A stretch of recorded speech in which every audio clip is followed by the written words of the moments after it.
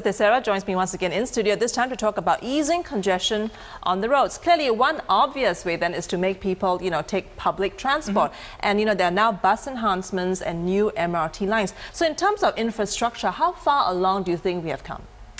Okay, so I think the evidence has been very encouraging. The latest household travel surveys actually showed that public transport use has gone up in Singapore in recent years. And this is actually a reversal of a trend because for most of the 2000s, public transport use is actually declining. So I think a lot of the improvements we've made in the last couple of years are basically having an effect. But when you talk about what else needs to be done, infrastructure changes and so on, to encourage public transport, I think you have to think about two different issues. Okay, so one issue is basically, is public transport a viable choice for somebody? So in other words, do I live near enough an MRT station so that I'm likely to get in the train and go to work?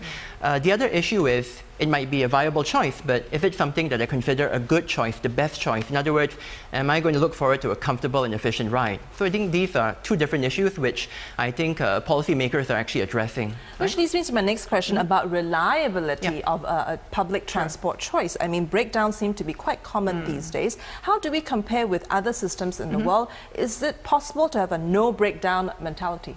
So I think very unfortunately, right, and I think anybody would tell you this, it's not possible to have a no breakdown system. I think it's a nice target to aim for, no breakdowns, but I think all public transport systems throughout the world actually do suffer a fair number of breakdowns. I think what we have to remember is that the difference between our system and many other countries is that our original public transport system was, at least for the MRT side, MRT segment, was designed without too much redundancy. If you look at other cities like London, New York, Tokyo, their public transport systems were built up over a very long period of time.